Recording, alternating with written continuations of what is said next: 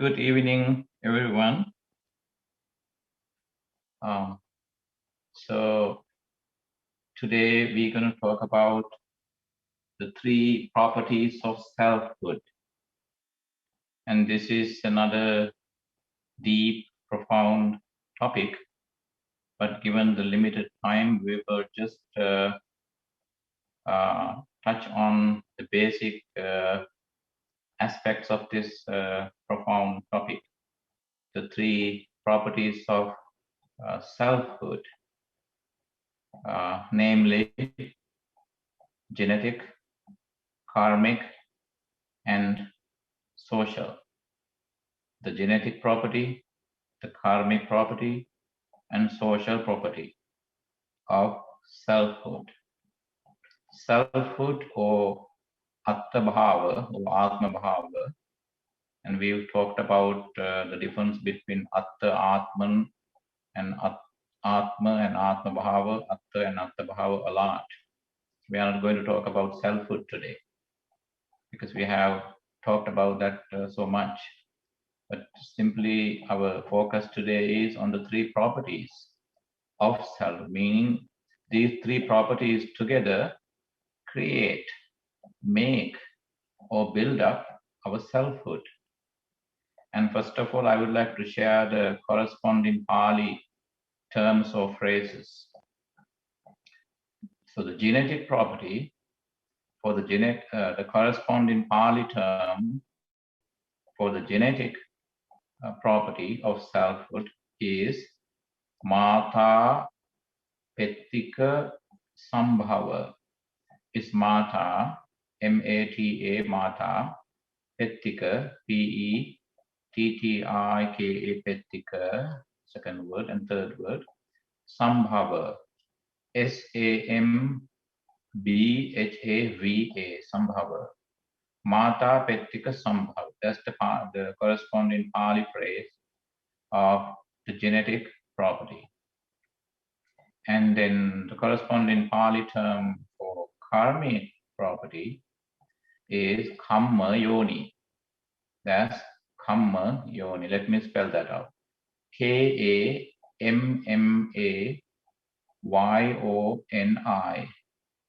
Kamma Yoni. Karmic property. And then the third one is social property. The corresponding Pali term for the social property of selfhood is Arammana Vijanana. That's Arammana Vijanana. Is Arammana. Let me spell Arammana. A-R-A-M-M-A-N-A. Arammana. And the next word is Vijanana. V-I-J-A-N-A-N-A. Vijanana. Arammana Vijanana. Of the two Pali corresponding terms, genetic property, that is Mata Pettika Sambhava, and of the karmic property, Kamma Yoni. And I would like you to pay attention to words Sambhava and Yoni. Sambhava means birth, creation. And then of the karmic property, Kamma Yoni. Yoni also means the birth or birthplace. So in other words, it has another meaning also. So the female private part, so the vagina is called Yoni. That's another meaning, but that's the birthplace. And elsewhere, Yoni means Yoni so manasikara. So the focus, so the task-based attention, task-based focus, Yoni so manasikara. So here, Sambhava and Yoni in general means creation, birth, birthplace. What makes, what creates. So once again, the three properties of selfhood are the genetic property, Mata Pettika Sambhava, the karmic property, Kamma Yoni, and the social property, that is Arammana Vijanana. Now, these are the three properties of self. Why they are called properties? Without these three, selfhood cannot come into being, cannot come into existence. So that's why they are called the properties, three properties of selfhood. And let's move on. And when it comes to the selfhood, and how these three properties contribute towards the creation and development is excuse me, needs to be looked at in light of two progressive stages of selfhood. Excuse me, I was missing. This is based on. So the overall birth and progress or the development of selfhood has to be understood in light of what is called the two basic progressive stages of selfhood. There are two basic progressive stages. And the first stage, number one, is the embryo and fetal stages. Together, you can also put it as embryonic stage and fetal stages as one stage, or embryo and fetal stages. And in second progressive stage of the development of selfhood, or the growth of, I think growth is a better term, growth of selfhood, is the social stage.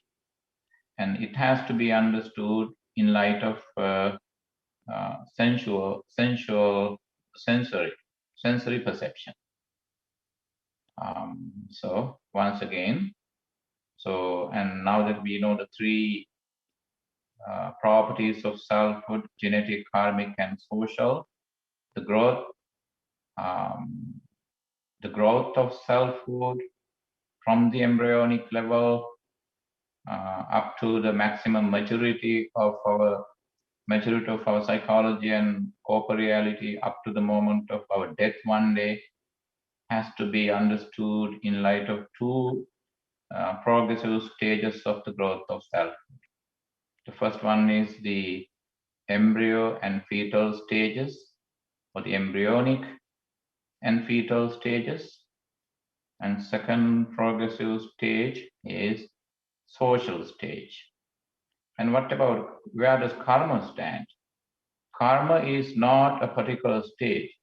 Karma runs throughout. So I must mention that right at the beginning. Karma runs throughout. Now, as you know, these two properties, the genetic property and the social property, basically also function as the two progressive stages of the growth of selfhood.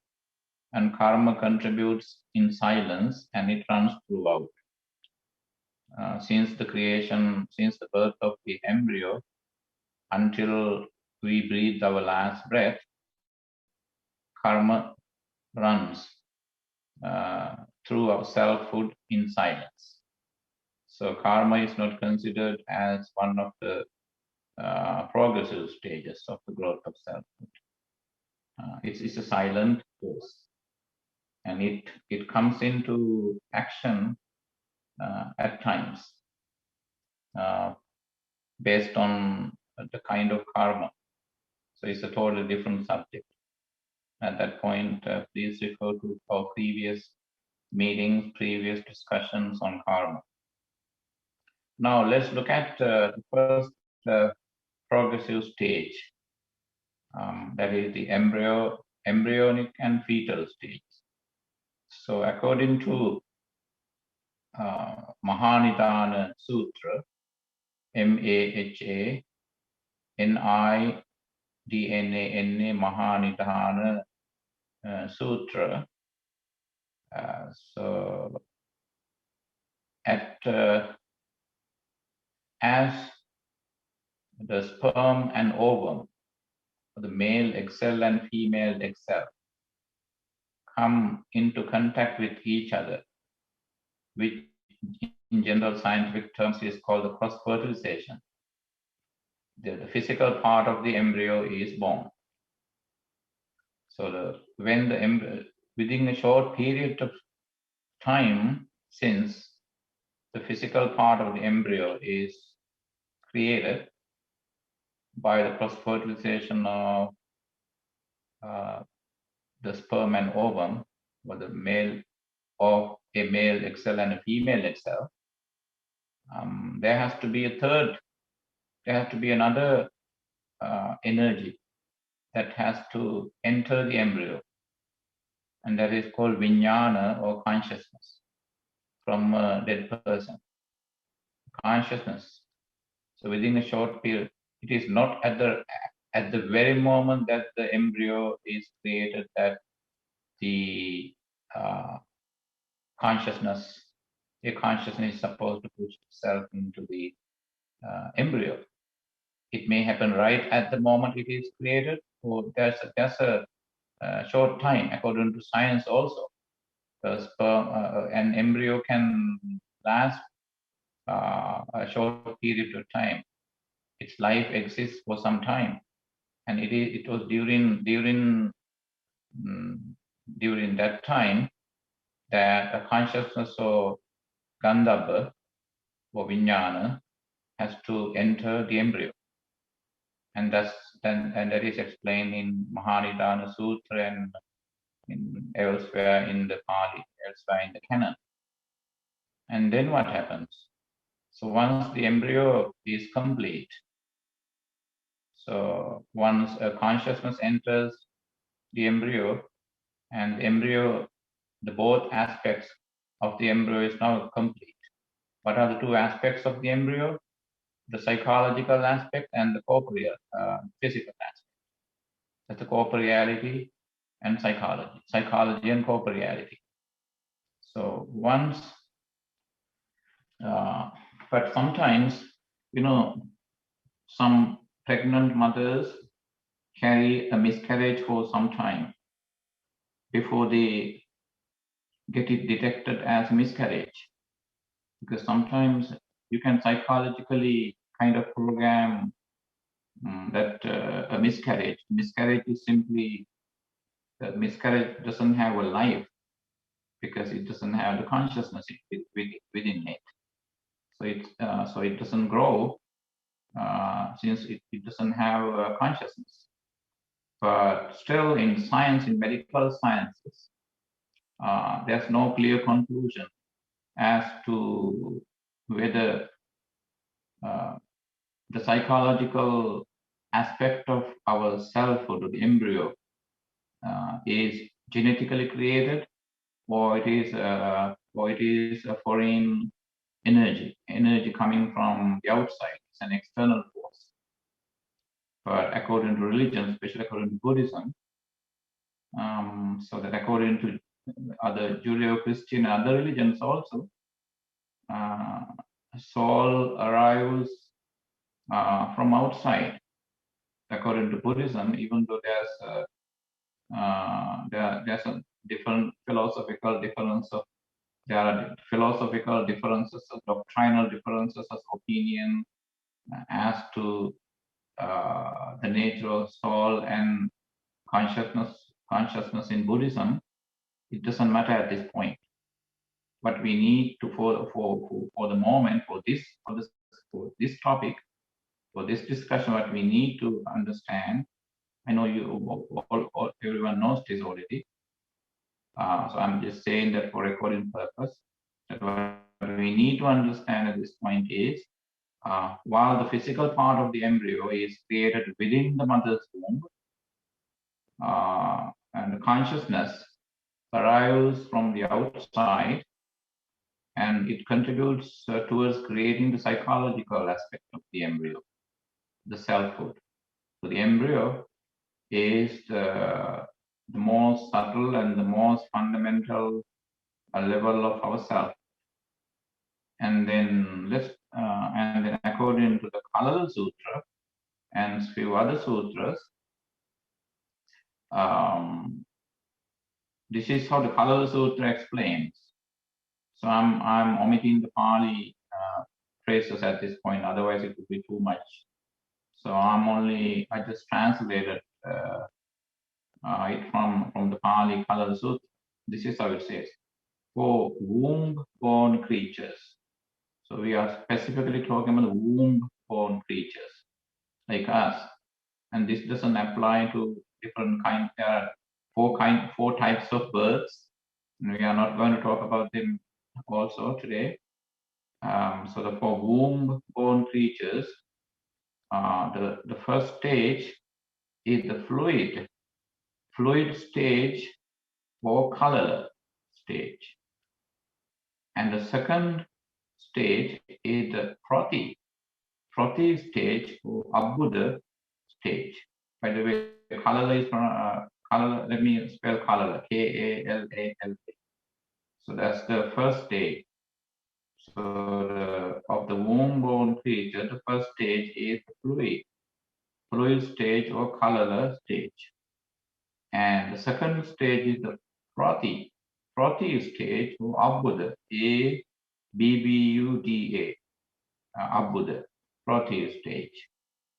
Frothy, Prodi stage. That's the Prodi stage, or Buddha stage. The third stage is called Pesi.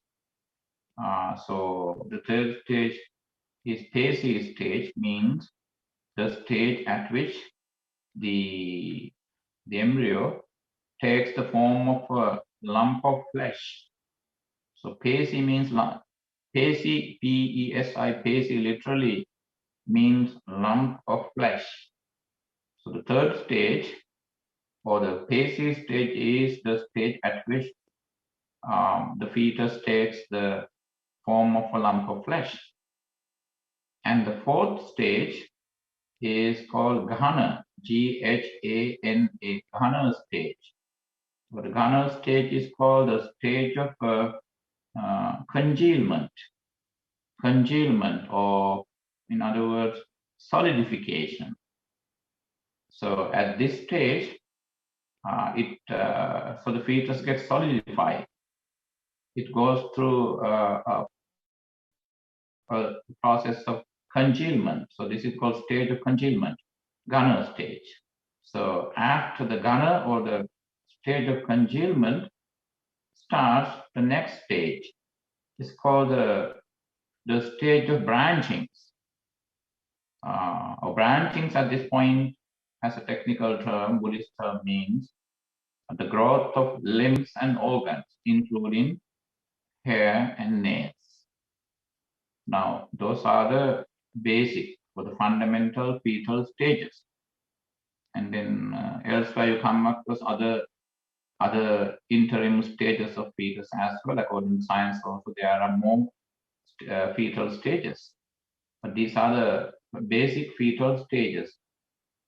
And so this is the first progressive stages of the growth of selfhood. So once again, what is the stage? This is the embryonic and fetal stage. That's the first one. And the second one is the social stage. And then if we use a Pali word for social stage, so that is the sensory perception. That is the social stage is called what happens in social stage is actually social stage starts in the mother's womb itself. But the thing is, until birth, a being is not social. But so the social stage also starts within the fetal stages. How?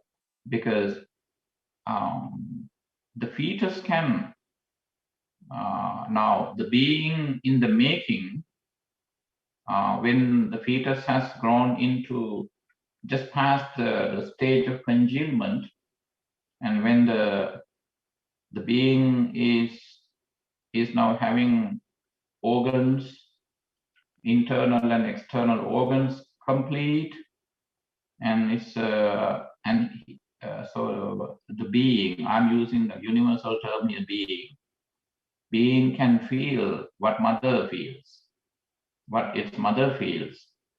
So it's more like it's a non-verbal,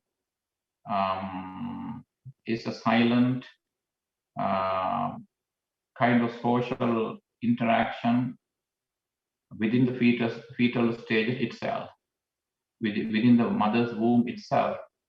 So that is why, psychologically speaking, it is very important that a pregnant mother thinks good thoughts, create only pleasant feelings, to feel kind, compassionate, caring towards her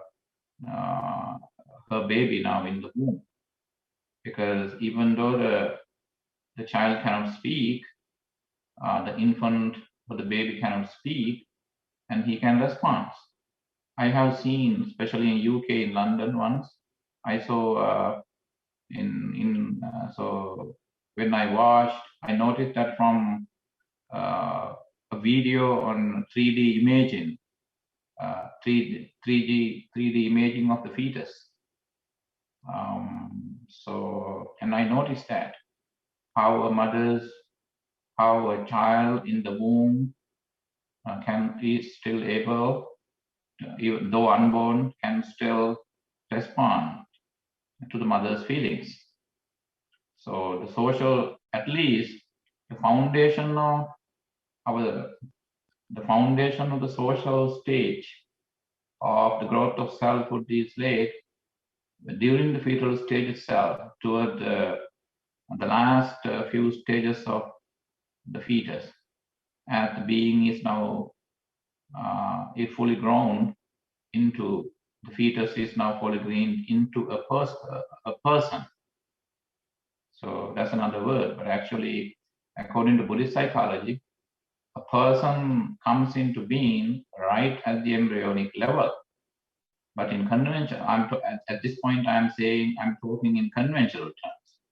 I'm speaking conventionally. Conventional speaking, until the fetus has fully grown into a person, usually in conventional, people don't consider it to be a child or a being.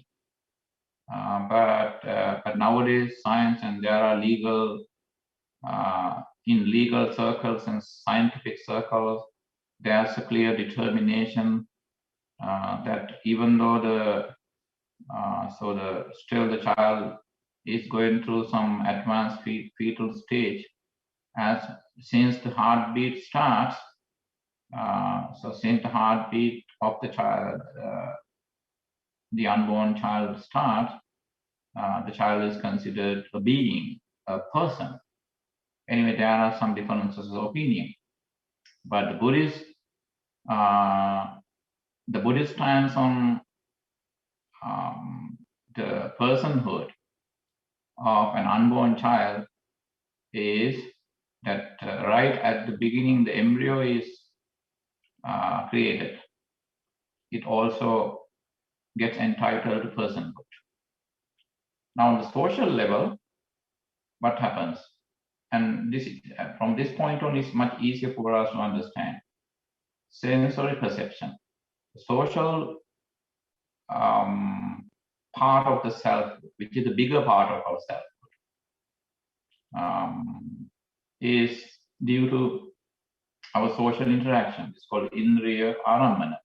Indriyas are our sense faculties. Aramana means sense objects. So our eyes, we always say that like a mantra. There's this touch interaction between eyes and images, ears and sounds, nose and smell, tongue and taste, and skin and anything tangible. That's what we do. So that is how the social stage, social stage continues in different, in multiple, in complex, in a complex way. So a newborn becomes, it's a baby infant, and then so the infant becomes a child, and then child becomes a young child, and a young adult, and then slowly then the adult reaches middle age, old age, like that. So the social aspect, the social stage of the growth of our selfhood. And so that, as I said at the beginning, karma is not considered a main stage of growth of selfhood, because karma is purely psychological, it's mental, it's a force. But karma can affect the genetic stage and the social stage, because karma can serve as a feeder.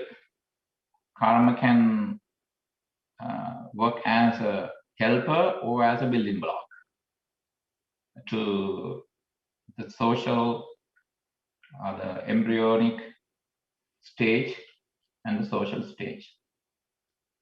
So that's all I could say today. Any questions, please?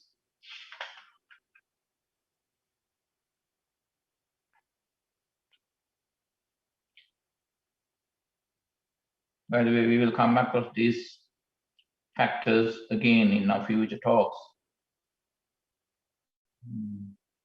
especially when we start talk series on Satipatthana, or the 4 foundations of mindfulness. So within such a short period of time, I only need, actually, what you have been doing since of late on Fridays is more like a terminology class. I used to teach Buddhist terminology class, meaning you choose certain terms and you discuss them, and then you collect them. And so that for future discussions, we will use these terms. So that's the purpose, actually. The purpose of such a short Dhamma talk. So once again, the 3 properties of selfhood are the genetic property, the karmic property, and the social property. Genetic property is Mata Pettika Sambhava, the karmic property is Kamma Yoni, and the social property is Arammana Vijnana. And the growth of our selfhood has to be understood in light of 2 progressive stages. It's called the embryonic and fetal stage and the social stage. And karma runs throughout. Thank you. See you next Friday, and wish you a peaceful weekend, everyone.